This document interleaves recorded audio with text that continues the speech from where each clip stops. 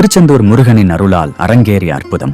திருச்செந்தூர் முருகன் கோவில் மட்டுமல்ல, முருகனின் அருளால் பல பக்தர்கள் வாழ்க்கையில் அற்புதங்கள் நிகழ்ந்துள்ளன.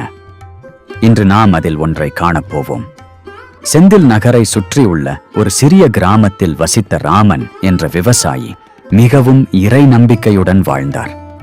சுப்பிரமணிய சுவாமியின் தாசராகவும் பக்தராகவும் இருக்கிறார். ஆனால் வாழ்க்கையில் பல சோதனைகளை எதிர்கொண்ட அவர் திருச்செந்தூர் முருகனிடம் தான் பெற்ற பல பிரார்த்தனைகளை பகிர்ந்து புஷ்பாஞ்சலிகள் செய்து வந்தார். அந்த வருடம் ராமனின் பயிர்கள் முழுவதுமாக சூரிய வெப்பத்தால் சிதைந்து விட்டன. கடனாளிகளின் அழுத்தமும் அதிகரித்து அவர் மனதிற்கு பெரும் வருத்தமாக இருந்தது. ஒரே வழியாக முருகனை அடைந்தார். திருச்செந்தூர் கோவிலில் 41 நாட்கள் தொடர்ந்து கனகதீபம் எரித்து பூஜை செய்ய முடிவு செய்தார். 41ஆம் நாளில் ராமனின் கடமையான பூஜை முடிந்ததும் அவருக்கு வியாபாரியில் இருந்து ஒரு சந்தர்ப்பம் கிடைத்தது.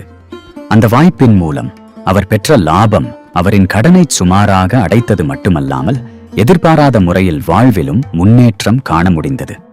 இப்போது ராமன் திருச்செந்தூர் கோவிலுக்கு வருடந்தோறும் குடும்பத்துடன் வந்து அவரது வரலாற்றை பகிர்ந்து வருகிறார். முருகனின் அருள் எப்போதும் உறுதியாக இருக்கிறது, ஆனால் நம்பிக்கையுடன் பிரார்த்தனை செய்வது முக்கியம் என்று கூறி அவர் அனைவருக்கும் ஊக்கமளிக்கிறார். முருகனின் அருள் மகத்துவம், நம்பிக்கையும் உழைப்பும் சேரும்போது எந்த பிரச்சனையும் தீர முடியும். திருச்செந்தூர் முருகனின் அருளை பெற்றவர்களின் உண்மை சம்பவங்களை நம்மோடு பகிர்ந்து கொண்டதற்கு நன்றி. வீடியோ பிடித்திருந்தால் லைக், கமெண்ட், ஷேர் செய்ய மறக்காதீர்கள். முருகனின் அருள் அனைவருக்கும் கிடைக்கட்டும்.